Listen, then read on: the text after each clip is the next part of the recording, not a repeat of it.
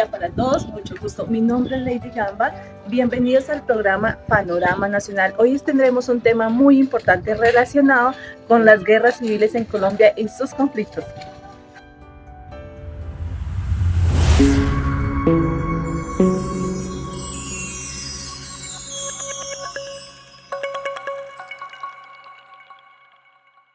Durante el siglo XIX se sucedieron en Colombia enfrentamientos regionales. Estos fueron causados por muchas razones, los cuales fueron motivados por diferentes razones, en las cuales se encontraban las luchas entre federalistas y centralistas, intolerancia de orden filosófico, religioso político y ambición de poder en los caudillos. Tenemos una noticia de última hora. Adelante, José. Así es, Lady. En este momento tenemos noticias de última hora y es que tenemos el escrito de la señora María Hincapié. En este momento nuestra compañera Liliana Gil nos va a extender un poco de esa noticia que tenemos en proceso, pero les voy a explicar un poco de quién es ella. Es licenciada de Sociología de la Universidad Pontificia Bolivariana de Medellín.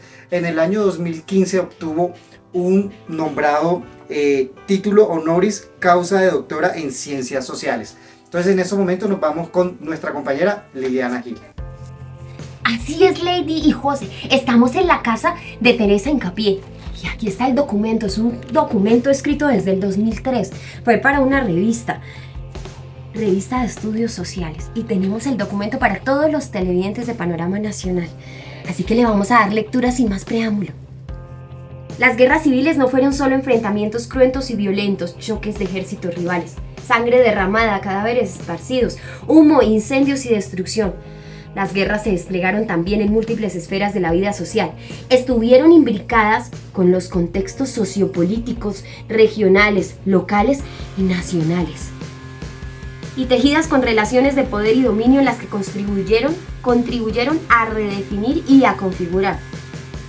Esto quiere decir que sus dramáticas y gramáticas se desplegaron hacia sectores, actividades y territorios que en principio no tenían relación con el conflicto armado, pero que terminaban articulando con él.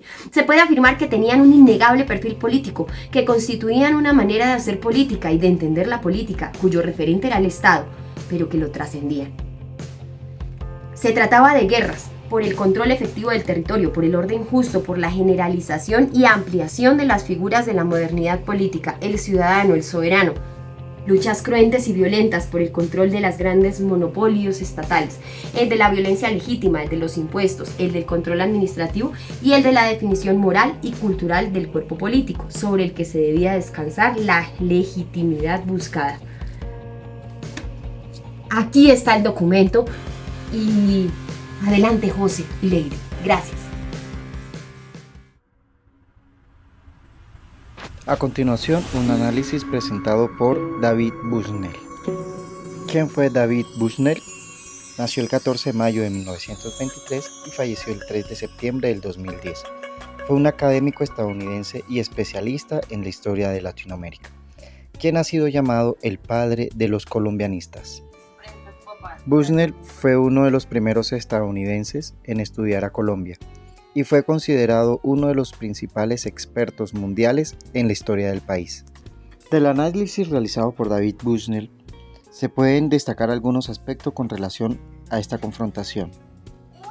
A. Mostró la incapacidad de las provincias que hacían parte del nuevo Reino de Granada de unirse para formar un gobierno estable. B. Las Provincias Unidas de la Nueva Granada, nombre dado al intento de unificación, tenía una gran debilidad estructural, ya que las autoridades federales dependían abiertamente de la cooperación voluntaria de las provincias. C. No existía de acuerdo en cuanto a la adopción del modelo republicano de gobierno. La discusión se centraba en mostrar cuál de las dos formas era la mejor, el estilo norteamericano o el estilo francés, es decir, entre el federalismo y el centralismo. D. Dadas las circunstancias externas, pareciera que la propuesta de Nariño de un gobierno central fuerte era más conveniente que una disgregada alianza de provincias autónomas. E. Dentro de los factores que contribuyeron al colapso de este primer intento de gobierno republicano se destacan el desacuerdo entre los patriotas respecto a la forma de gobierno ideal para la naciente república y la falta de experiencia de los jefes revolucionarios, quienes siempre habían estado alejados de los más importantes cargos de la administración colonial. A lo sumo habían llegado hasta el nivel municipal. F. No obstante, la confrontación armada que se presentó este periodo fue importante en tanto que se eliminó la Inquisición y la discriminación contra los criollos en la distribución de puestos de administración pública. Algunas provincias dan los primeros pasos hacia la libertad de los esclavos, eliminación del tributo que debía pagar los indígenas, apertura de puertos de comercio, entre otras. G. Es importante aclarar que durante este periodo no hubo transformaciones sociales fundamentales ni reformas estructurales que abarcaban toda la nación. Bueno, muy buenas tardes. Continuamos acá con este panel de expertos que nos acompañan nuestros dos panelistas. Le presento a nuestra panelista. Liliana Gil, buenas tardes, Lady, ¿cómo estás? No, feliz de estar en este espacio contigo. Y acá también nuestro compañero. Bueno, muy buenas tardes, Lady, gracias por esta invitación y a nuestros compañeros que nos están acompañando en este momento. Bueno, acá pues continuamos con nuestros invitados y vamos a hablar de la guerra civil durante la Primera República, principalmente pues el contarles todo lo que el recuento de esa historia, para lo cual acá nuestro compañero José va a darnos una breve explicación iniciando con este tema. Bueno, esto es un tema bastante extenso, el cual vamos a compartir. Y bueno, acá se hicieron unas investigaciones y les vamos a compartir.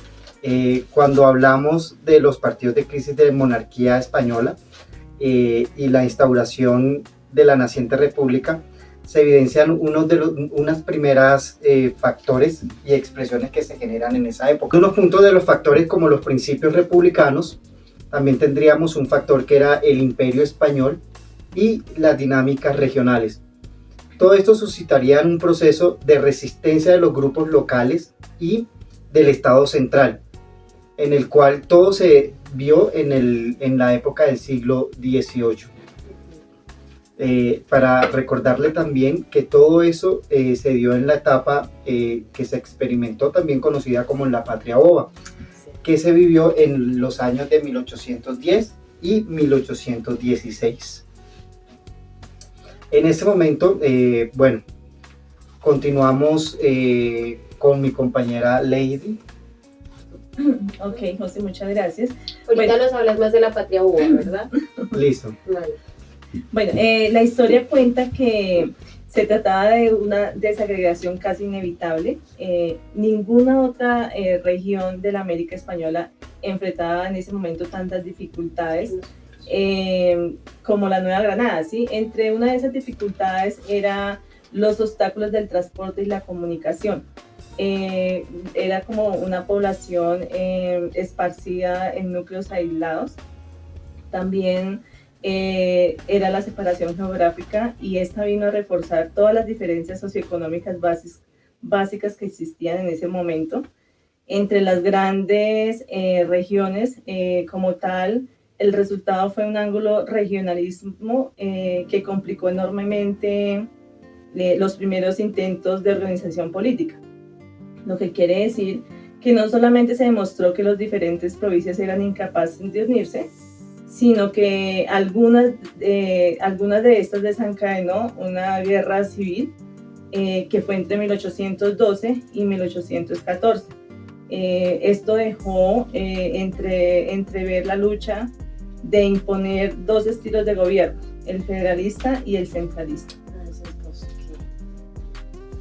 Bueno, en el escenario se encontraría a Antonio Nariño como presidente de la provincia de Cundinamarca, y en ese momento estaba siendo liberado. Bueno, anterior a eso había estado preso, había estado en prisión. Entonces él, luego de ser liberado de prisión, aboga por la necesidad de un gobierno más centralizado que pudiese ejercer poder real en todo el territorio nacional. Su gobierno no era suficientemente fuerte como para lograr que todas las provincias aceptaran sus ideas, desencadenando por lo tanto un estado de guerra civil. en el cual pues estuvieron involucrados, o estuvo pues entrado con Camilo Torres por su parte, quien formó en 1811 un gobierno general denominado Provincias Unidas de la Nueva Granada, y se mostraba muy partidario de un gobierno federal donde cada provincia conservaba su autonomía, o sea, les daba bastante poder a su espacio, dada la diversidad de la región y que se presentaba. Y así pues se enfrentara con Nariño comandando una disgregada alianza de provincias autónomas. Con esto pues yo ya podría cerrar y viendo que les compartí las ideas más importantes de mi investigación, compañeros. Muchas gracias. Esperamos igual contar más adelante con más información que les será de muy buena instrucción, y además recordar toda esta historia de la guerra civil durante la Primera República. Muy interesante, muchas gracias. A continuación, le damos paso a Luisa, nuestra inteligencia artificial.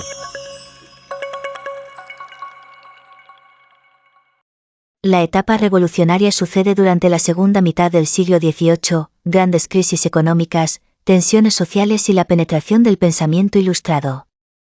Rebeliones negras antiesclavistas, insurrección anti de los comuneros, las tensiones sociales criollos y los peninsulares. Gracias, mi nombre es Luisa, soy estudiante de Administración Pública de la ESAP, soy un programa de inteligencia artificial que le gusta mucho la historia. Hoy vamos a hacer un recorrido por la historia institucional, hablaremos de rebelión esclavista. Movimientos campesinos, indígenas y afrocolombianos, rebeliones negras anti-esclavistas. Los primeros en oponerse a la imposición de trabajo forzado siempre fueron los indígenas. Entre ellos se dieron los paeses, musos, yarigües, los citatos, tupes en Santander, los pijaos en Cartago y Buga. Ellos abrieron rutas, también cimarronaje. Y los más importantes de San Basilio de Palenque, los palenqueros, que fueron ellos de la rebelión más exitosa el día 23 de agosto de 1691. La revolución intelectual, con nuevas formas de razonar, investigar la realidad del país, para crear en el futuro progreso y avivar el sentimiento de nacionalidad, con una visión del mundo centrada en la ciencia y el naturalismo, ávida de conocimientos prácticos, educación orientada por la razón. En América, los criollos que deseaban tener más poder y libertad de comercio ante la dominación de la corona española toman las ideas de la Ilustración para promover la independencia de las colonias. La Ilustración a la Nueva Granada, que se da entre 1760 y 1810, ingresa con las ideas traídas por José Celestino Mutis, quien procuró durante toda su vida armonizar las nuevas ideas filosóficas y científicas con el viejo orden político y religioso. Posteriormente, se extiende este movimiento cultural y científico hasta 1810. En torno a este español girará la acción de la llamada generación ilustrada, unida al sabedor Mutis, de la cual hizo parte José Félix de Restrepo, Francisco José de Caldas, Antonio Sea, Eloy Valenzuela, Jorge Tadeo Lozano, Fermín de Vargas, Francisco Moreno Lescandón, Manuel del Socorro Rodríguez, Antonio Caballero y Góngora, Antonio Nariño y Camilo Torres. La expedición botánica, dirección científica del naturalista José Celestino Mutis. Año 1783. Un grupo de científicos y artistas, liderados por el botánico gaditano Celestino Mutis, emprenden la Real Expedición Botánica del Nuevo Reino de Granada. Durante 33 años estudiaron la flora de los territorios de la actual República de Colombia.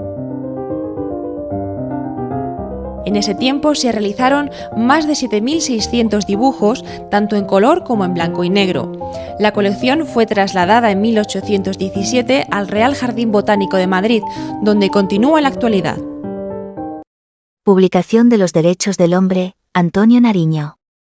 ¿Sabías que Antonio Nariño, colombiano, fue el primer latinoamericano en traducir la Declaración de los Derechos del Hombre y del Ciudadano al español? Sí, así es, Nariño tradujo la declaración en 1793, más de un siglo antes que se hiciera la Declaración Universal de los Derechos Humanos de las Naciones Unidas. La traducción de Nariño fue un hito importante en la historia de los derechos humanos en América Latina, ya que ayudó a difundir las ideas de la Revolución Francesa en la región. Y hoy les vengo a hablar del Museo de la Casa de Antonio Nariño en Villa de Leyva. Este museo, además de enseñarte sobre un poquito de la historia de Colombia, también te enseña sobre los derechos del hombre. Es un museo gratuito y en él puedes encontrar algunas de las cartas de Antonio Nariño, su historia y también algunos elementos de la época, como sillas, baúles y donde preparaban la comida. Movimiento de insurrección Los Comuneros.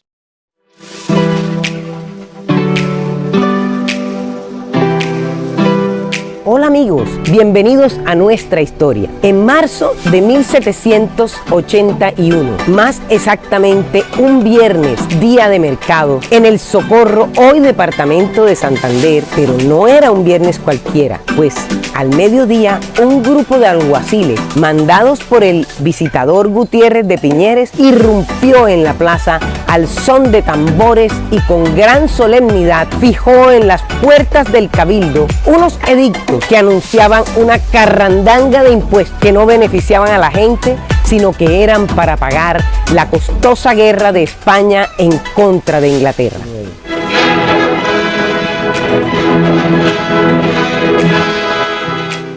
Los vecinos del Socorro, agrupados todos en la plaza, observaban silenciosos a los alguaciles. De pronto, una pelada muy joven, en una muestra de gran coraje y arrojo, subió al estrado, insultó iracunda a los alguaciles, arrancó los edictos, los despedazó, los pisoteó. Armó entonces una tremenda trifulca en la que les tiraron frutas, huevos podridos y todo lo que encontraron a los alguaciles. Algunos desenvainaron sus machetes y todo lo que encontraron, cuchillos, palos y hasta mosquetes. Fue así como gritando ¡Viva el rey! Y abajo el mal gobierno. Los comuneros, reunidos en El Socorro, depusieron a las autoridades, nombraron capitanes y eligieron como su general a don Juan Francisco Berbeo. Se formó un ejército de 20.000 milicianos, comandados por los capitanes de las distintas poblaciones comuneras. Todos iniciaron su marcha hacia Santa Fe a mediados de abril de 1781. Mientras tanto, cuando llegó la noticia a Santa Fe, la gente entró en pánico y como todo malo es un gran cobarde, el visitador tan pronto oyó que los rebeldes estaban pidiendo su cabeza, huyó hacia la población de Honda. ¡No más injusticia! ¡Convoco a todos! Dejó el gobierno en manos de la Real Audiencia, pero los oidores resultaron idénticos. Presos del pavor, delegaron en el arzobispo Caballero y Góngora facultades plenas para negociar con los rebeldes. Cuando llegó la noticia de que en Puente Real los comuneros habían derrotado a las tropas enviadas a enfrentarlos, los oidores se sintieron literalmente con la soga al cuello. El arzobispo, que era un hombre muy ambicioso pero eficaz, viajó a Zipaquirá, que ya estaba ocupada por los comuneros. Con gran habilidad se dio cuenta de que el movimiento estaba dividido porque muchos de los rebeldes no eran partidarios de atacar a Santa Fe. Estamos salvados, debió pensar el arzobispo, y comenzaron unas negociaciones entre el arzobispo y los rebeldes, y después de varios agotadores días, terminaron por firmar unas capitulaciones, pero antes deberían ser aprobadas por la Real Audiencia. Como los oidores se demoraban, el general Berbeo dio la orden de atacar a Santa Fe, pero los capitanes, que habían sido seducidos por el arzobispo, atravesaron sus tropas en el camino para impedir ese avance. Finalmente llegaron las capitulaciones ratificadas por la audiencia, las firmaron y los comuneros regresaron satisfechos a sus hogares. Pero como siempre ha ocurrido entre nosotros, nunca les cumplieron lo pactado. La batalla de Boyacá. El plan de romper un florero y armar un tierrero para luego dar el grito de la independencia había sido todo un éxito. Pero la corona española no se iba a quedar así. Cuando Napoleón fracasó en su campaña y Fernando VII recuperó el trono de España, lo primero que hizo fue enviar a Pablo Morillo y al virrey Juan de Sámano a reconquistar América. Mientras tanto, los criollos no se ponían de acuerdo en cómo organizar la primera república. Había realistas y patriotas, y a su vez los patriotas se dividían entre centralistas y federalistas, y en medio de esa discordia llegó el contraataque español. Durante la Reconquista murieron grandes personajes y los patriotas que sobrevivieron se fueron a resistir al Casanare, y también al mismo Casanare llegó Simón Bolívar. Su lucha por la independencia ya llevaba años. De hecho, él estaba en Londres en una misión diplomática cuando ocurrió el Grito de Independencia de 1810. Y fue en 1819 que unió fuerzas con Santander para liberar la Nueva Granada. Y sí, el 11 de junio, en medio del invierno y después de atravesar el vasto llano, Bolívar y Santander se reunieron en Tame, a orillas de la Cordillera Oriental. La idea era simple: formar un solo ejército patriota con más de 2.500 almas y atacar al poderoso ejército realista al mando del general José María Barreiro. El plan era lo complicado. Había que llegar al centro del país sin ser vistos. Y para ello, la única opción era una odisea: escalar la Cordillera Oriental hasta el páramo de Pisba a 3.500 metros de altura. Eso sí, antes de emprender el ascenso había que tomarse un puesto de vigilancia en las Termópilas de Paya, la primera victoria. Por supuesto, ni el ejército ni los caballos estaban acostumbrados a escalar montañas y muchos murieron en los peñascos. Pero el heroico plan funcionó y el 5 de julio la vanguardia patriota alcanzó el poblado de Socha. Por suerte no había realistas por ahí. En cambio, la gente de Tunja vino a recibirlos con comida, mantas, ropas y cuanto pudieron ofrecerles. Y después de un merecido descanso comenzaron las batallas. El 11 de julio a la salida de Gámeza ocurrió el primer choque. Ambos ejércitos terminaron por replegarse, pero Barreiro notó la furia de los que antes llamaba andrajosos y empezó a defenderse de Bolívar, quien ganó la iniciativa a punta de astucia y conocimiento estratégico. Los patriotas avanzaron en Tasco, Beteitiva y Cerinza. Cuando Barreiro vio que llegaban patriotas por el valle de Duitama, se sintió rodeado y el 17 de julio abandonó su cuartel en Tópaga para ir a pertrecharse en Paipa y tratar de prender alarmas en Santa Fe. La iniciativa estaba del lado de los patriotas, y en la madrugada del 25 de julio, un día después del cumpleaños de Bolívar, el ejército patriota decidió lanzar el siguiente ataque. Sin embargo, cruzar el río Sogamoso en invierno no era fácil, y eso le dio tiempo a Barreiro de ubicar sus tropas en los terrenos más altos, los cerros del Picacho y el Cangrejo, desde donde se domina todo el pantano de Vargas. Los patriotas quedaron en desventaja entre el río y el ejército realista que los esperaba. Era una guerra a muerte. El combate del pantano empezó a las 10 de la mañana y fue el más sangriento. La infantería patriota con Santander al mando trató de tomarse el cerro del Picacho 4 veces, pero siempre debía retroceder hasta la quebrada de Varguitas.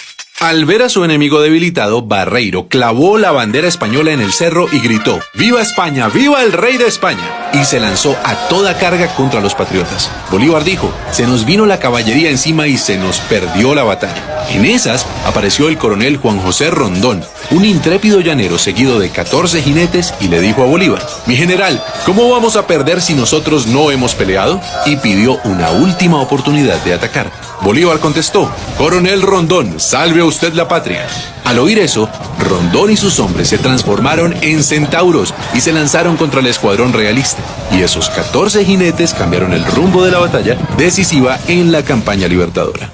Barreiro comprendió que estaba en desventaja y comenzó a retroceder por Sogamoso hacia Santa Fe. Pero Bolívar sabía que los realistas querían unir fuerzas con el virrey Sámano, así que en medio de la noche, sin prender ni una lumbre, partió hacia Tunja con la intención de cortarles el paso. Y llegó la mañana del 7 de agosto de 1819. Desde el Alto de San Lázaro, en Tunja, Bolívar y el jefe del Estado Mayor habían observado los movimientos del ejército realista. Bolívar se adelantó hasta el puente de Boyacá. Gracias a eso logró ubicarse mejor y esta vez dividió en dos a los realistas, que habían dejado una brecha entre el grueso del ejército y la vanguardia. A las 2 de la tarde, el desprevenido jefe de la vanguardia realista pensó que era un buen momento para almorzar, cuando por su espalda vio llegar a los primeros jinetes patriotas. Al principio creyó que era solo un puñado y quiso perseguirlos, pero pronto quedó asombrado. Entre la niebla vio aparecer la tropa patriota en formación de combate. Durante la batalla, Bolívar se ubicó en lo alto, en la Casa de Teja, para controlar los movimientos desde ahí. A las 3 de la tarde la pelea era intensa, pero los patriotas estaban comunicados entre sí, mientras que los realistas seguían divididos. El general Santander hizo retroceder a la vanguardia realista hasta el otro lado del puente de Boyacá, donde los patriotas los esperaban. Y aunque el grueso del ejército de Barreiro atacó, otra vez Rondón y sus lanceros embistieron sin miedo, de frente y por el centro. La victoria fue rápida y contundente. Barreiro fue arrestado y el ejército realista se dio por vencido. Así, a las 4 de la tarde del 7 de agosto de 1819 terminó la batalla, y con ella una travesía que abrió las puertas a la independencia de todo un continente.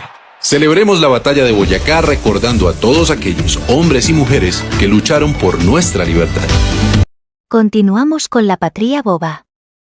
Y no puede faltar en este recorrido la batalla de Boyacá. Gracias, compañeros. El siguiente espacio publicitario es auspiciado por la Fundación Lluvia Gamba. Hola, muy buenas tardes. Hoy la casa editorial Lluvia Gamba, y sí, otra vez de nuevo yo, Lady Gamba, presentándoles acá una venta súper espectacular. Este libro que pesa como la historia, ¿listo? Bueno, entonces le tenemos una gran promoción de la obra maestra de la historia nacional. Es un libro de la Guerra de la Independencia entre 1816 y 1819. Como tal, contiene una información muy importante, igual lo pueden ver, observar. Entonces, que nos muestra a grandes rasgos y bueno, mucha explicación. Uno de esos es el capítulo de 1815, que cuenta sobre la expedición de la Nueva Granada y Venezuela. Entonces, ¿qué tenemos para hoy? Una gran promoción de este libro. Entonces, las personas que adquieran nuestro libro, ¿cierto? Este libro que es bien pesadito, también les tenemos el audiolibro con un descuento del 30%. Entonces pueden llamar al teléfono que aparece en pantalla, ahí lo pueden visualizar, ¿listo? Cuento que este trabajo, o sea, esta investigación, se contó con la orientación de una persona muy importante y reconocida, como lo es el abogado, el doctor Óscar Alberto Romero Velázquez, en el cual hemos tenido un gran aprecio y también, digamos, todas sus enseñanzas las vemos acá plasmadas en este trabajo. Así que también, o sea, así como nosotros investigamos, sé que ustedes también se van a enamorar de este libro de la Guerra de la Independencia y estos capítulos que son muy interesantes de la Nueva Granada y Venezuela.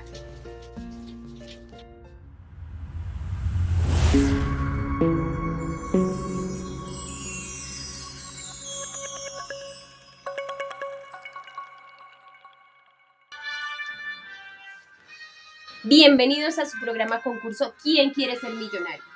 El día de hoy vamos a tener un juego de preguntas y vamos a tener una invitada muy especial que va a apoyar a una fundación que trabaja con investigación de historia. Con ustedes, Lady. Muy buenas tardes, ¿cómo están? Espero que se encuentren muy bien. Acá representando a Santander, vengo del municipio de Landazuri, Santander, una santanderiana, mano, aquí esta plata nos la vamos a llevar. Yo sé que esa fundación de investigación va a crecer con el apoyo de nuestro abogado, que es... Y sí, Lady, desde la White High Cooper, el doctor Óscar Alberto Romero Velázquez. Él es el representante del Rifas, Juegos y Espectáculos. Veeduría de que aquí todo esté en orden, anticorrupción y todas las leyes que se puedan presentar y que podamos estar no cumpliendo, él está aquí para que no pase. Bueno, vamos sin más preámbulo a iniciar con este juego millonario. ¿Quién quiere ser millonario? Y vamos a jugar. Tenemos la primera pregunta, Lady. Bueno, nos vamos con la pregunta 5, Lady. Vamos por 100 millones de pesos. ¿Quiénes fueron los amigos de José María Obando? A. Manuel González. B. Salvador Córdoba. C. José María Vesga. Y D. Todas las anteriores.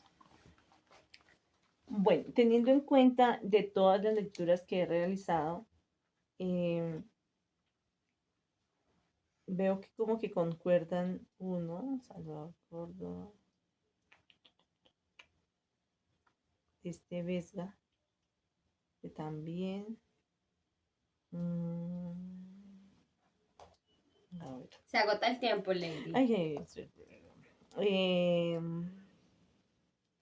bueno, yo digo que acá son todas las anteriores, porque pues igual sea, los tres. hablan en varias ocasiones que he leído de estos personajes, de estos... no, todas las anteriores, Que de sea todas las Joan. anteriores. Nos vamos con D, todas las anteriores. Felicitaciones, Lady, te acabas de ganar los 100 millones de pesos. Cuéntanos, ¿qué vas a hacer con todo este dinero? Bueno, estábamos pensando en que como pues aprovechando esta fundación y implementar tecnología, o sea, que ya no sea, digamos, los libros también, digamos, físicos, sino también tener mucho audiolibro, compartirlos, montar más, digamos, equipos, computadores, salas para que las personas vayan y lean, los escuchen. Y pues a veces uno escucha y va también haciendo otros trabajos. Entonces, vamos a implementar toda esta tecnología, esta inversión adicional, pues para ampliar y llevar a más escuelas estas experiencias y también que se motiven para que practiquen y que no dejen de estudiar, ya que la educación pues es el eje principal de cualquier área, para cualquier trabajo, para cualquier profesión en el campo, o sea, igual a veces la tecnología y toda esta parte queda oculta porque pues igualmente las personas no tienen un nivel de educación alto, ¿sí?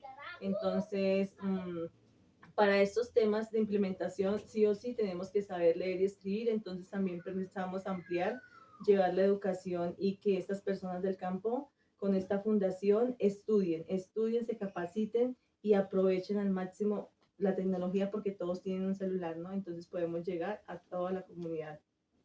Qué alegría, Lady, porque de esa manera y por medio de toda la tecnología y la educación que empieza a llegar a estos espacios, a estos territorios, pues pueden llegar a ser así como tú, conocedores de muchos temas de la historia. Gracias. Y Muchas sigamos gracias. acá conectados en ¿Quién quiere ser millonario? Para su programa Panorama Nacional. Hacia finales de los años 30 del siglo XIX se sucedió la denominada Guerra D. A. Los Supremos. B. Los Mandamás. C. Los Supremos. D. Los Resupremos. Lady. Bueno, yo mirando acá en la pantalla, estoy reanalizando, pero ese de Supremo me suena como propaganda de arroz, entonces no puede La ser. descartas. Ok. Descartada. Los mandamás, tampoco. Los megapoderosos, tampoco, porque pues habla desde de qué, de como de vencer, ¿sí? Bueno, yo Esa creo la que descartas también. es la C, los supremos. Última palabra, Sí, Lady. los supremos, la que termina con eso. Los Supremos. Vamos a ver.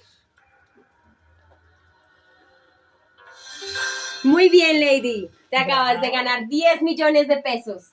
¡Bravo! Bravo, bravo. Yo sé que vamos para nuestra fundación. Qué cosa tan arrecha esa pregunta, Oli. No, y se ve que Santander conoce mucho de la historia. Claro que sí. Continuemos. Listo, vamos con nuestra segunda pregunta. La confrontación de los jefes locales denominados supremos se inició con la guerra llamada A. La guerra de los conventos. B. La guerra de las monjas. C. La guerra santa. D. La guerra sin nombre. Lady, ¿cuál crees que es la respuesta? Bueno, teniendo en cuenta que la guerra de los conventos, según la historia, fue una confrontación que se inició como reacción a ciertas medidas que pretendían que suprimir los conventos. Entonces, yo me voy por la A, que me parece más como a la historia, lo que dice que pretendían suprimir los conventos menores en las provincias del sur del país. Entonces yo creo que es la guerra de los conventos, la A. Última palabra, Lady. Última palabra. La A. Entonces, las confrontaciones de los jefes locales denominados supremos se inicia con la guerra A, la guerra de los conventos. Vamos a mirar. Muy bien, Lady. Acabas de ganarte 20 millones de pesos. Bien, bien, bien, bien. Muy bien, muy bien. Continuemos.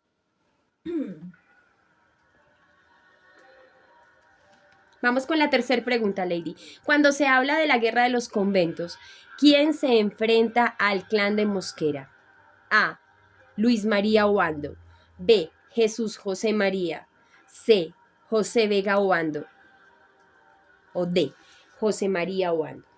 Bueno, viendo acá en la pantalla que están transmitiendo, no podría ser. Entonces, ya que, digamos, hace referencia a que en esta parte habla de los enfrentamientos entre santanderistas y marquistas en el orden nacional. Entonces, yo me voy por la D de José María Obando. Última palabra, D. José María Obando. Muy bien, Lady, acabas de ganarte 30 millones de pesos. Se ve que estudias mucho. Esa es como una fortaleza mía, pues obviamente por el estudio nos lleva, digamos, a hacer como más investigación. Por eso estoy acá. Obviamente uno no se presenta a un programa si no tiene como el conocimiento. Entonces yo sé que igual vamos a ganarnos con esta fuerza santanderiana. Y además que nos dan ganas de estudiar. A mí me dan ganas ya de saber más de la historia de todo esto, sobre todo de José María Obando. Vamos a investigarlo. Listo, Lady. Pregunta número 4. Vamos por 40 millones de pesos. ¡Qué nervios! 4. José María Obando lo acusaron de asesinar a Antonio de Nariño. B. Antonio Tocancipá. C. Antonio de Sucre. D. Antonio de Boyacá. Yo diría que Antonio sí fue, pero ¿de dónde? Bueno, en esto, Antonio Tocancipá, no tengo ni idea de quién será. O sea, sí. Entonces, Antonio Díaz tampoco. Bueno, acá digamos, yo que conozco de mi parte Santander, se dice que el general Santander es convencido por Obando, entonces yo creo que en esa época pues igual se utilizaba para la oposición del presidente Márquez y pues yo sí voy por la C, me parece más Antonio José de Sucre. Antonio José de Sucre. Entonces la respuesta, a José María Obando lo acusaron de asesinar a Antonio de Sucre. Vamos a mirar. Muy bien, Lady, 40 millones de pesos. Y exactamente sí, a José María Obando lo acusan del asesinato del mariscal Antonio José de Sucre, sí, que además el general Santander es convencido por Obando de que el conflicto del sur puede ser utilizado para la oposición al presidente Márquez. Muy bien. Bien, bravo. Vamos a continuar. Vamos por la última pregunta. La última pregunta tiene un valor, con todo este acumulado, por 100 millones de pesos. Vamos, Lady. 5. ¿Quiénes fueron los amigos de José María Obando?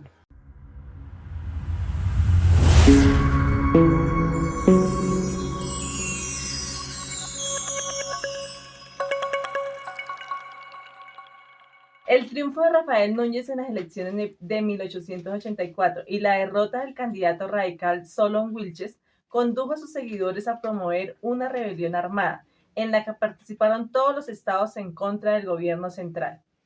A mediados de 1884 se presentaron irregularidades en Santander y hubo dificultades para elegir al presidente de Estado. Núñez declaró turbado el orden público en Santander, Boyacá, Bolívar y Magdalena.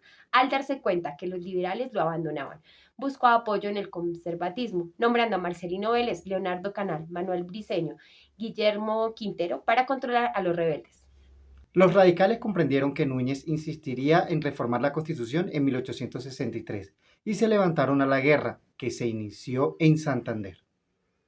En diciembre de 1844, las tropas del general liberal Gaetano Beso ocuparon el río Magdalena desde Honda hasta Barranquilla y las fuerzas liberales del general Vargas Santos se tomaron a Tunja. Al conocer la capitulación de los guamos, Núñez declaró en una locución pública que la Constitución de 1863 había dejado de existir. En Manizales y Salamina triunfaron los gobiernistas y los liberales vencidos capitularon en Salamina en febrero de 1885. En el Tolima los radicales fueron rechazados por tropas leales al gobierno, comandadas por Manuel Casablanca, y en el Cauca los gobernantes dirigidos por el Rafael Reyes y Juan Ulloa vencieron a los radicales, quienes también fueron vencidos en Cartago y Panamá. Las acciones militares concluyeron con el incendio del buque María Emma, cuando perecieron muchos revolucionarios liberales y además se perdió buena parte del armamento dispuesto para la guerra, razón por la cual se vieron obligados a capitular en los Guamos. Eso fue el día 26 de agosto de 1885.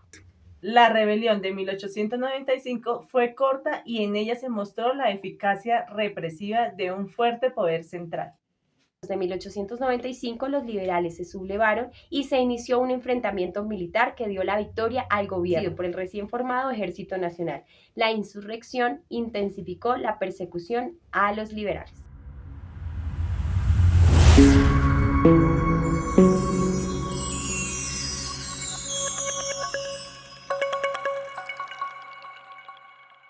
El podcast de esta noche se va a hablar sobre la Guerra de los 1000 días.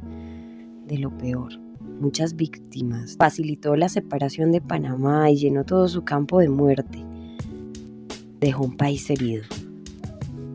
Podríamos decir que tiene un nuevo concepto de la palabra venganza. Y bueno, no estaba San Andrés y Providencia en todo esto. No se dividía el país como actualmente está dividido, eran más aldeas, había dificultad en la comunicación, la fuente de trabajo era agrícola, y la sastrería, algunos trabajos más de casa, ¿no? Y más cercanos a la familia, muy moralistas, una sociedad muy limitada en sus alcances. Podríamos llamar que con un término de yugo femenino, la mujer pues dedicada a las labores de la casa, a los hijos, a la crianza. Sin embargo, habían muchas mujeres también que gozaban de un nivel económico mucho más alto, mujeres urbanas, que acompañaban a los hombres o que también tomaban sus decisiones solas en frecuentar lugares como teatros, y llamémoslos lugares de ocio.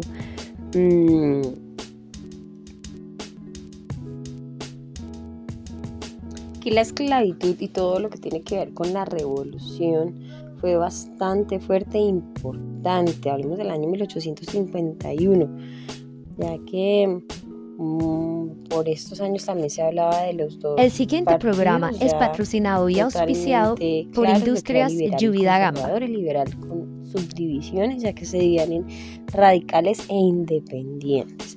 Para estos años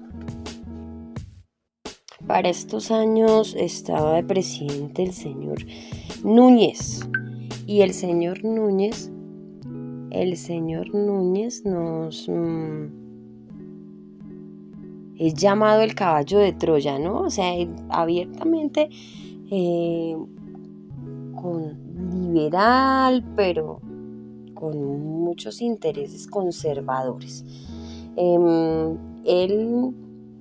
en esta época se maneja bastante el cambio de partidos políticos. Entonces estaban aquí, estaban allá, enferma Núñez y entra Carlos Holguín y posterior Miguel Antonio Caro, quien es digno de mucha investigación, ya que lo llaman y es conocido por ser fuerte y por tener bastantes ideas radicales, ¿no? Hay una exclusión del sistema liberal también que genera sentimientos. Hablemos de 1886 y específicamente de reformas, de autoritarismo, de principios que empiezan a ser tildados de ya no tan justos, y definitivamente el Partido Liberal empieza a tener un sentimiento de exclusión, genera una gran violencia. Esto podríamos decir que ellos eran quienes generaban muchas de las guerras anteriores, y durante 6 años podría decirse que había una guerra, y entre las rebeliones y los golpes de estado podríamos decir que cada 4 años había una. Y sin más preámbulo, continuemos hablemos específicamente de la Guerra de los 1000 días. Fue un conflicto civil de Colombia disputado entre el 17 de octubre de 1899 y el 21 de noviembre de 1902, por inconformidades ante las políticas y resultados anteriores de la política de la regeneración, apoyada por el Partido Nacional. Movimientos inicialmente encabezados por Rafael Núñez, conformado por conservadores y liberales moderados. Muchos políticos liberales radicales y conservadores rechazaron medidas que consideraban exageradas por parte del gobierno. Además, los radicales del Partido Liberal buscaban formas de llegar al gobierno y revertir los cambios de la regeneración por los nacionalistas, que tenían el control del gobierno en sus manos. Disponían de estrategias a su favor que podían restringir las acciones de otros políticos y partidos, tanto así que los podían alejarlos de ellos mismos. Podemos ver que esto fue muy estratégico. Durante el siglo XIX se vivió un clima de violencia política que desencadenó 9 guerras de carácter nacional, entre ellas la Guerra de 1830, Guerra de los Supremos, la Guerra Civil de 1851, la de 1854, 1860, 1876, 1877, 1884, 1885, 1895 y la Guerra de los 1000 días, varias regionales, para algunos autores 54, con diversas connotaciones hegemónicas centradas en la lucha por el poder, y asimismo se presentó una lucha interna entre los partidos liberal y conservador. Por otro lado, las características fueron civiles, fundamentadas en la defensa de un interés político. Para el caso de la Guerra de los 1000 días, Miguel Antonio Caro, líder del Partido Nacional, manifiesta un interés por perpetuarse en el poder, situación que provoca un descontento que suma al malestar social tanto en las élites como en los sectores populares. El brusco cambio provocado por la derogación de la Constitución de Río Negro en 1863, que reforzó el modelo federal, por el centralista Constitución de la 1886, esta última establecida bajo el mandato de Rafael Núñez, además de los violentos intentos de cooptación de los conservadores históricos a través de Marroquín, como los intereses liberales de retomar el poder, fueron las principales causas de la guerra. O sea, podemos ver aquí el enfrentamiento de los partidos políticos, algo no tan lejano a este presente.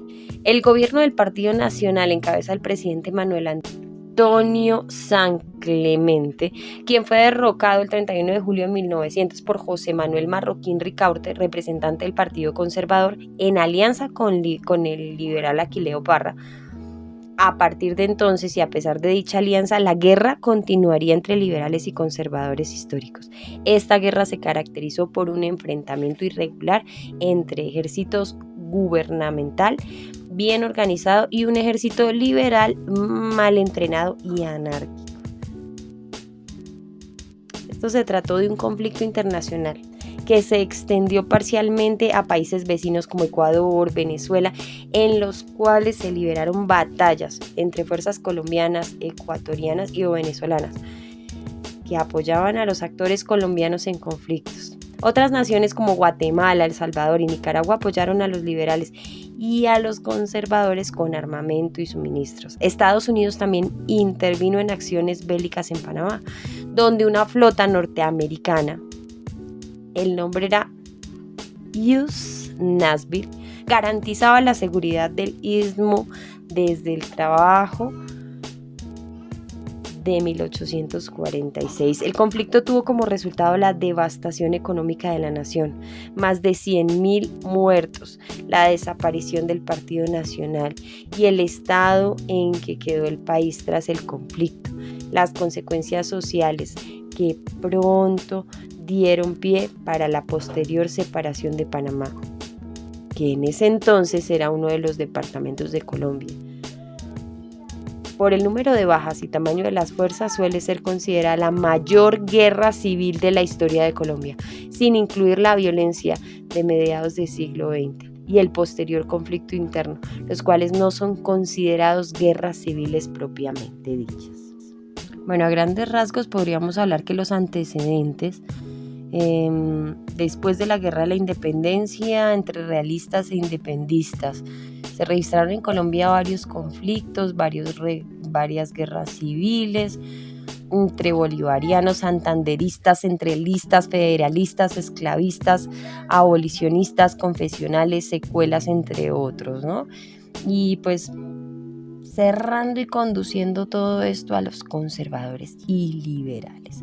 Es importante tener en cuenta que toda esta guerra civil juega un papel importante las regiones, cómo la parte de territorio empieza a tomar ese papel y ese protagonismo. Entonces la primera fase, la rebelión de Santander, en donde pues esta zona, todo el departamento pues de Santander, Socorro, San Gil, las personas que fueron figuras, el general Juan Francisco Gómez Pinzón, el coronel Juan Francisco Garay. Aquí la batalla con el nombre de la Guerra de los Obispos. La rebelión en el Cauca, ya en el departamento del Cauca, estallaron guerrillas liberales que se tomaron a Tumaco, asaltaron a Palmira. Y bueno, esto también con unas figuras importantes. Esto llega hasta Pasto. Bueno, la rebelión de Panamá, que era como el enfrentamiento todo el tiempo. A pesar de esto, los liberales animados por su victoria en Peralonso, ya tenemos identificadas las fechas, vamos a dividirla en fases. Primero la rebelión de Santander, esta fue el 17 de octubre de 1899, como les hablaba al comienzo. El departamento de Santander, habían problemas de las personas y esto fue aprovechado y podemos ver que las figuras, la ofensiva de San Francisco, la cual nos toma Cúcuta, Bucaramanga, todos los departamentos del Santander. Aquí podemos ver la batalla de León del Tolima. El segundo alzamiento fue para esa zona. La rebelión en el Cauca, ya podemos empezar a ver que está dentro de la zona del departamento del Cauca, y también estallaron guerrillas liberales que se tomaron a Tumaco, asaltaron a Palmira, en la victoria rebelde en Peralonso. Les dio nuevos aires y empezaron a reclutar hombres en las comunidades indígenas del Cauca. Esto ya podemos aquí también empezarlos a asociar con los exiliados en Ecuador, militar, o sea, como personas aquí que podemos identificar Eloy Faro, San Lorenzo, el canal de Panamá, ¿no? San Lorenzo, pues como la segunda fase es el gobierno nacionalista, que fue depuesto por el poder de Ezequiel Moreno y que tomaron el control. Y ya podemos, bueno, a partir de las zonas, hablar también de la rebelión de Panamá y el departamento de Magdalena. La campaña del Caribe, por esta zona, el Magdalena, la invasión de rebeldes a Venezuela, la batalla de San Cristóbal, Táchira, José Cipriano Castro, uno de los personajes. La invasión venezolana del Magdalena. Bueno, Castro finalmente decidió lanzar una campaña de castigo y, aunque limitada, mientras las tropas colombianas se acumulaban masivamente en la frontera entre Táchira y Santander con base general en Cúcuta, se decidió lanzar una ofensiva por el sector menos protegido, el Magdalena, donde los liberales tenían un amplio apoyo popular. Bueno, esto sabemos en lo que desencadenó sangre. La segunda rebelión de Panamá. Bueno, y como todo, pues tiene su llamado final de la guerra. Los sucesos del Istmo hicieron imperiosa la necesidad de bloquear la ruta del Magdalena para impedir el paso de refuerzos del gobierno central hacia dicha región. Uribe intentó organizar una expedición al Magdalena, pero los liberales en el exilio lo negaron. Volvieron a enviar instrucciones a los comandantes locales para que no lo reconocieran como comandante de la costa caribeña, pero estas fueron ignoradas y Uribe desembarcó cerca de Riohacha el 14 de agosto de este año. Bueno, acá ya empezamos a identificar uno de los grandes representantes y pues uno de los protagonistas de este tiempo. Bueno, acá el ataque a Barranquilla, todos las regiones, los departamentos, Ciénaga Grande, Santa Marta, departamento de Boyacá. Hablamos del Tratado de Neerlandia. Y bueno, el acuerdo y todo esto exigía eso, ceder e intentar cerrar. Bueno, y cerremos este podcast con un dulce. Tarea. Los tratados de Neerlandia, de Wisconsin, Chinacota. Gracias por escucharme y aquí nos vemos. Chao.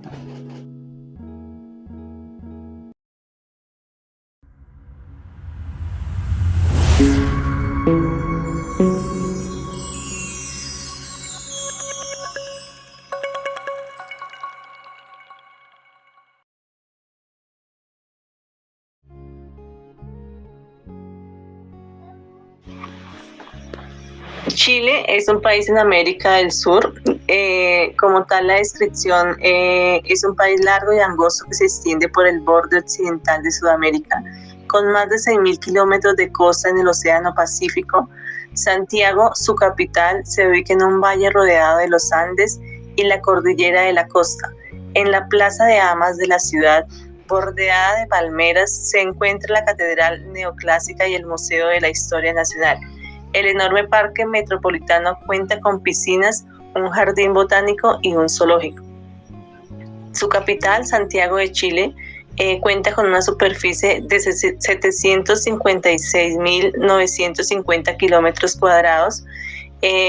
A la fecha de 2021 cuenta con una población de 19.049 millones de habitantes.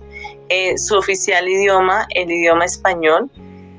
Como tal, las emisiones de CO2 de per cápita corresponde al 4.80 toneladas métricas hasta el 2019. Consumo de electricidad per cápita de 3.895.44 kilovatios. Su uso de energía per cápita de 2.016,69 kilogramos equivalentes de petróleo per cápita. La tasa de fecundidad de 1,54 hijos por mujer al 2020. También cuenta, los cuales son decretados por el decreto 1534 de Santiago el 18 de octubre de 1967. Está la bandera, el escudo y la escarapela, que son los emblemas nacionales de Chile. Tipo de sistema político. La Constitución Política de 1980. El sistema político chileno es la República Democrática. Chile es un país unitario, con un territorio dividido en regiones. La soberanía radica esencialmente en la nación, quien la ejerce a través de la elección de sus representantes por medio del sufragio o tomando decisiones particulares a través del plebiscito. Presidencia de la República de Chile. Gobierno presidencialista. Presidente Gabriel Boric Font. Tipo de partido, Partido Convergencia Social.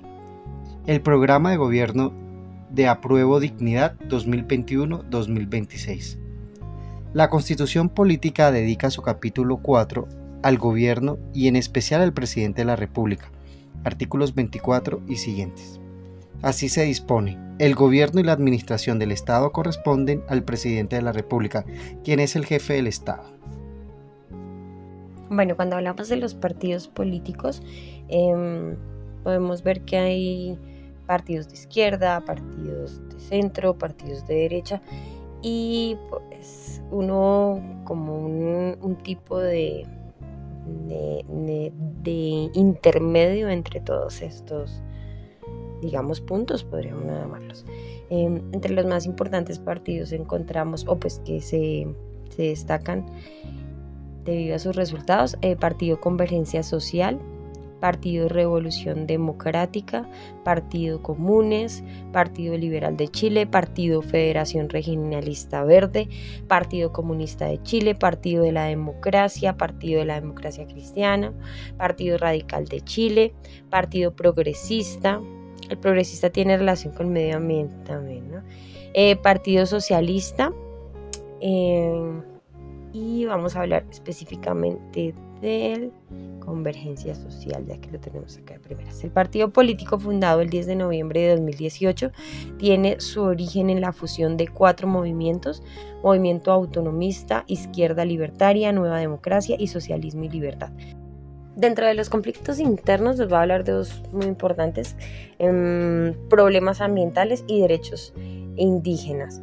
Bueno, la contaminación del aire, la deforestación, la escasez del agua y todo ello para reformar el servicio de evaluación de impacto ambiental, implementar las leyes y acuerdos del 2022, frenar la deforestación, restaurar los ecosistemas, avanzar en la descarbonización de la matriz energética, financiar las áreas marinas y protegidas y detener el tráfico de algas. Bueno, todo esto es en relación con el conflicto interno de Chile, pues en el tema ambiental. Y frente al derecho de los indígenas, la huella menonita, que tiene que ver, es un conflicto interno bastante conocido, en el que los pueblos indígenas, bueno, y es a partir de eso los pueblos indígenas y las comunidades denuncian cómo hay esa presión, esa amenaza, el desalojo, el tráfico de tierras, la destrucción de sus bosques, bueno, en general en Latinoamérica. Bueno, entre los conflictos internos también hay otros elementos, como son los de la educación. Las principales problemáticas y enfrentamientos tienen que ver con los efectos de la pandemia en un sistema educativo que ya presentaba grandes deudas y desafíos. O sea, como tal, la pandemia fue como el detonante, pero ya eran cosas que se estaban presentando. A nivel de economía, el riesgo del país de Chile ha aumentado debido a una serie de factores como son el endeudamiento gubernamental, desaceleración económica, aumento en las tensiones políticas y sociales. Bueno, a esto sumémosle de nuevo el COVID, ya que el aumento del desempleo y disminución en la demanda interna. Por otra parte, la desigualdad social, ya que la buena educación no está al alcance de todos, hay mucha desigualdad en los ingresos, en las oportunidades, frente a la importancia que se le da al desarrollo infantil temprano, y en general podemos también ver que es un factor que se relaciona mucho con el de educación, ¿no? Debido a las diferencias y lejanías de pensamiento y postura frente al capital económico, social, cultural de los hogares de origen. Conflictos externos. Crisis migratoria. Perú y Chile. Conflicto diplomático y crisis migratoria sin solución. Militares. Vigilan la frontera para resguardar y controlar el ingreso irregular de personas migrantes en la comuna de Colchane, en la región de Tarapacá. Lucha de territorio. Estado de Chile busca solucionar el conflicto con el pueblo mapuche de la macrozona sur mediante el diálogo, y en septiembre anunció que creará una comisión especial para que cuantifique la cantidad de territorios ancestrales cuya devolución es exigida por los indígenas y cuántos se podría retribuir. Situación actual del país. La economía no ha logrado reducir los impactos del exceso de gasto que se acumularon entre el 2020 y 2021.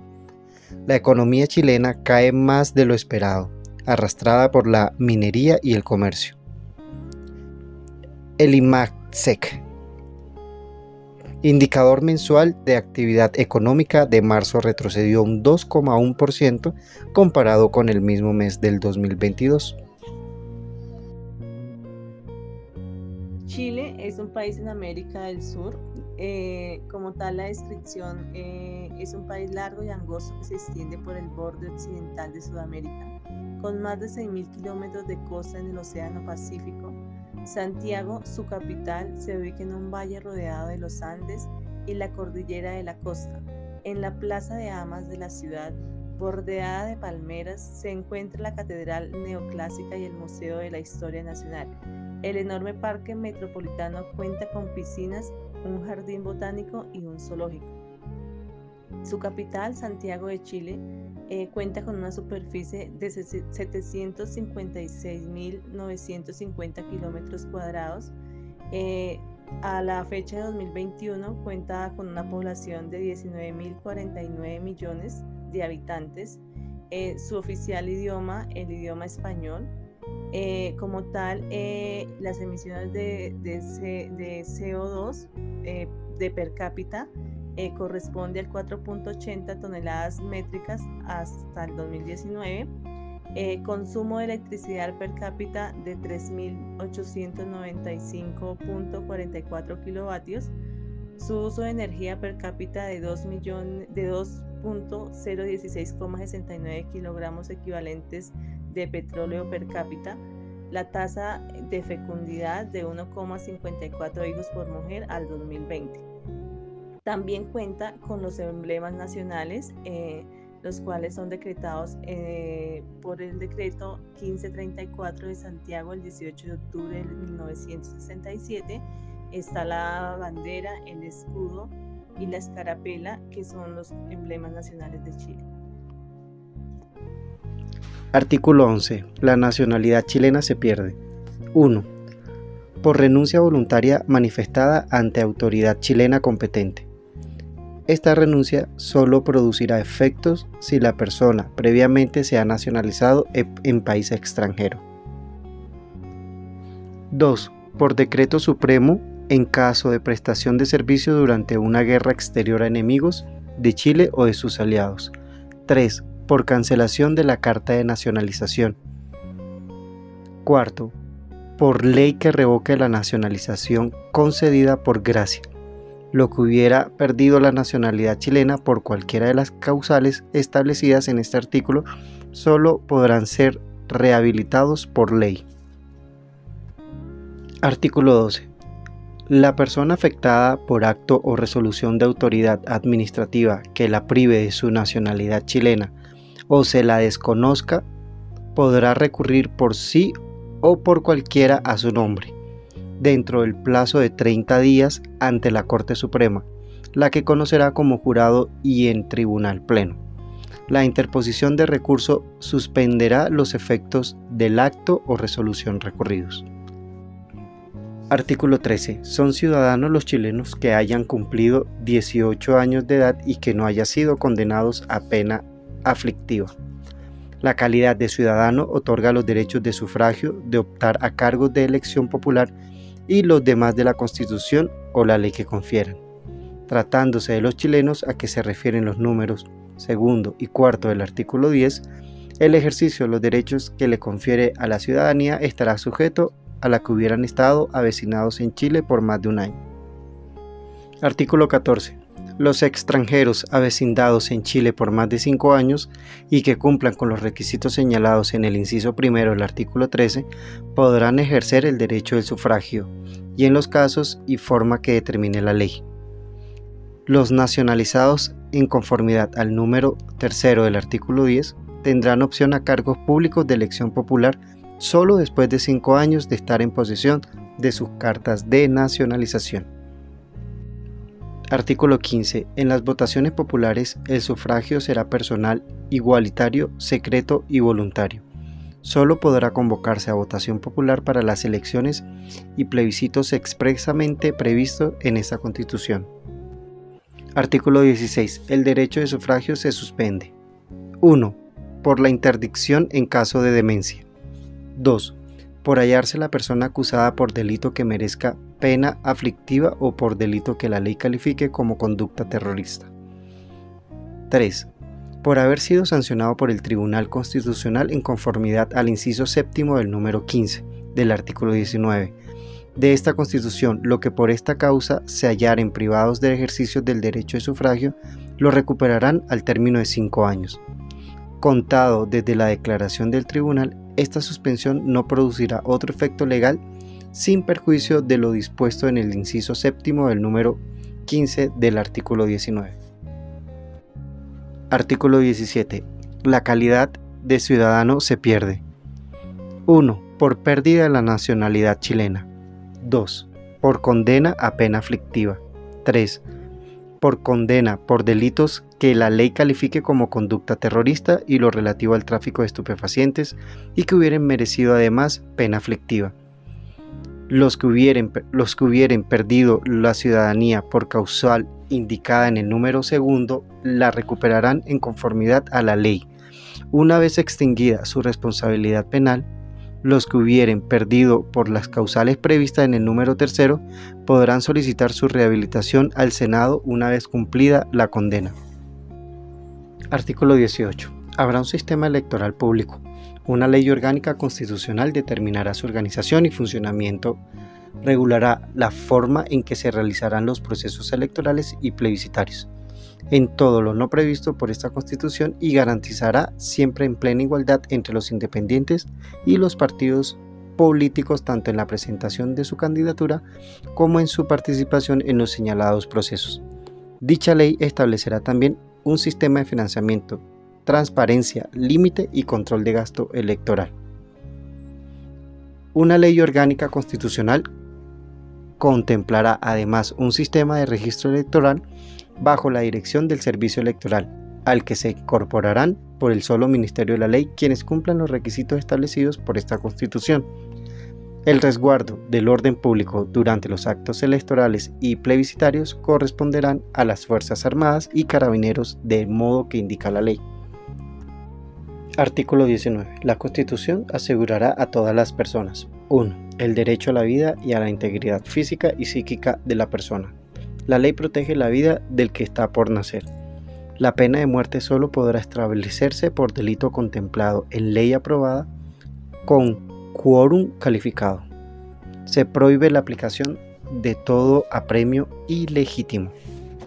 2. La igualdad ante la ley. En Chile no hay personas ni grupos privilegiados. En Chile no hay esclavos y el que pise su territorio queda libre. Hombres y mujeres son iguales ante la ley. Ni la ley ni autoridad alguna podrán establecer diferencias arbitrarias. Artículo 20.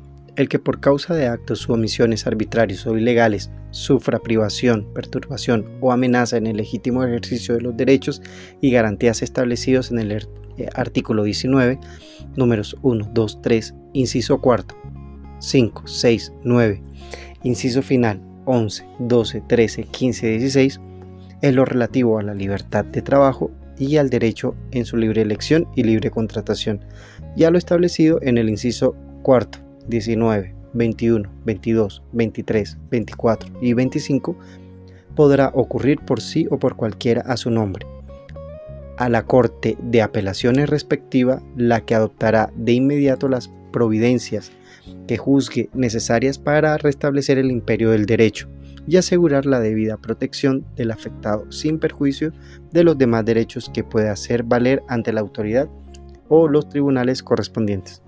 Procederá también el recurso de protección en el caso del número 8 del artículo 19, cuando el derecho a vivir en un medio ambiente libre de contaminación sea afectado por un acto u omisión ilegal imputable a una autoridad o persona determinada.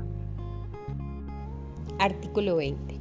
El que por causa de actos u omisiones arbitrarios o ilegales sufra privación, perturbación o amenaza en el legítimo ejercicio de los derechos y garantías establecidos en el artículo 19, números 1, 2, 3 y los incisos, en lo relativo a la libertad de trabajo, al derecho a su libre elección, libre contratación y a lo establecido en los incisos 4, 19, 21, 22, 23, 24 y 25, podrá incurrir por sí o por cualquier a su nombre, a la Corte de Apelaciones respectivas, la que adoptará de inmediato las providencias que juzgue necesarias para restablecer el imperio del derecho y asegurar la debida protección del afectado, sin perjuicio de los demás derechos que pueda hacer valer ante la autoridad y o los tribunales correspondientes.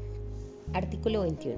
Todo individuo que se hallare arrestado, detenido o preso con infracción de lo dispuesto en la Constitución o en las leyes, podrá ocurrir por sí o por cualquiera a su nombre a la magistratura que señala la ley, a fin de que ésta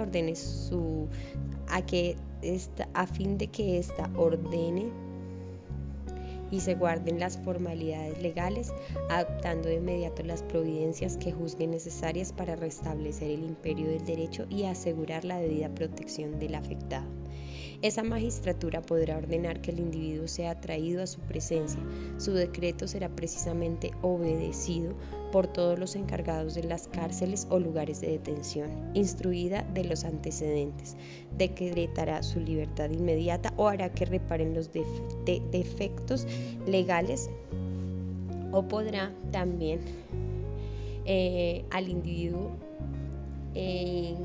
ponerlo en disposición del juez competente. Artículo 22. Todo habitante de la República debe respeto a Chile y a sus emblemas nacionales.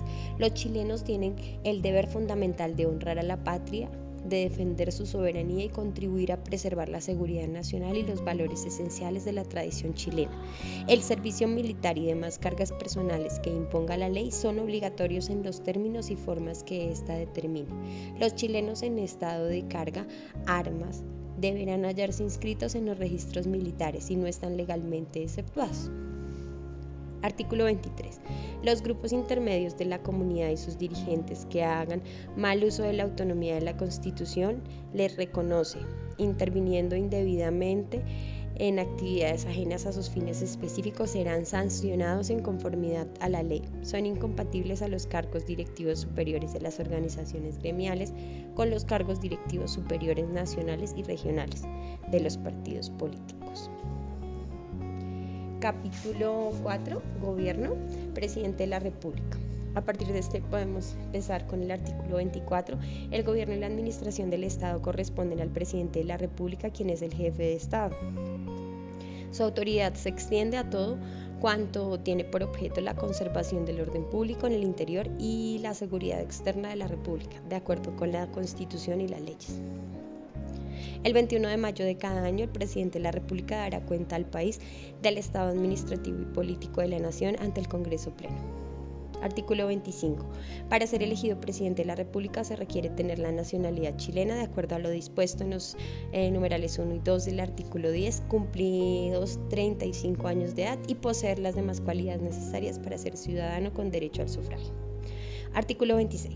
El presidente será elegido en votación directa y por mayoría absoluta de los sufragios válidamente emitidos. La elección se efectuará conjuntamente con la de los parlamentarios en la forma en que se determine la ley orgánica constitucional respectiva, 90 días antes de que aquel en que se deba cesar en el cargo y pues que ya esté en sus funciones. Si este día correspondiere a un domingo y si así no fuere, ella se realizará el domingo inmediatamente siguiente. Artículo 27. El proceso de calificación de la elección presidencial deberá quedar concluido dentro de los 15 días siguientes a la primera o segunda votación, según corresponda. El Tribunal Calificador de las Elecciones comunicará de inmediato al presidente del Senado la proclamación de presidente electo que haya efectuado. El Congreso Pleno reunido en sesión pública el día en el que deba cesar en su cargo el presidente en sus funciones y los miembros que asistan. Tomará conocimiento de la resolución en virtud de la cual el Tribunal Calificador de Elecciones proclama al presidente electo.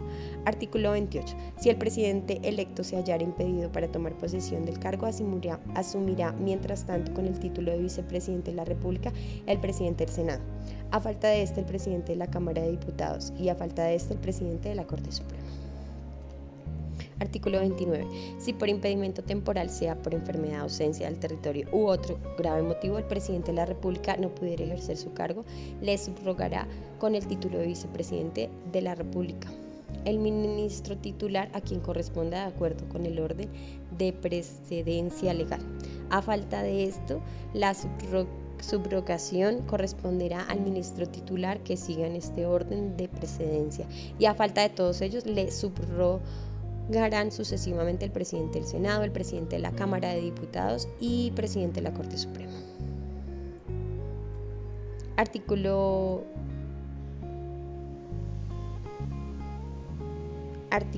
30. El presidente cesará en su cargo el mismo día en que complete su periodo y sucederá al recientemente elegido. El que haya desempeñado este cargo por el periodo completo asumirá inmediatamente y de pleno derecho la dignidad oficial de expresidente de la República. En virtud de esta calidad le será aplicada la disposición de inciso segundo, tercero y cuarto del artículo 61 del artículo 62. No alcanzará el ciudadano que no llegue a ocupar el cargo de presidente de la República por vacancia del mismo ni quien haya sido declarado culpable en juicio político seguido en su contra. El expresidente de la República que asuma alguna función remunerada con fondos públicos dejará en tanto la desempeñe de percibir la dieta, manteniendo en todo caso el fuero. Se exceptúan los empleos docentes y las funciones o comisiones de igual carácter de la enseñanza superior, media y especial. Con esto finalizamos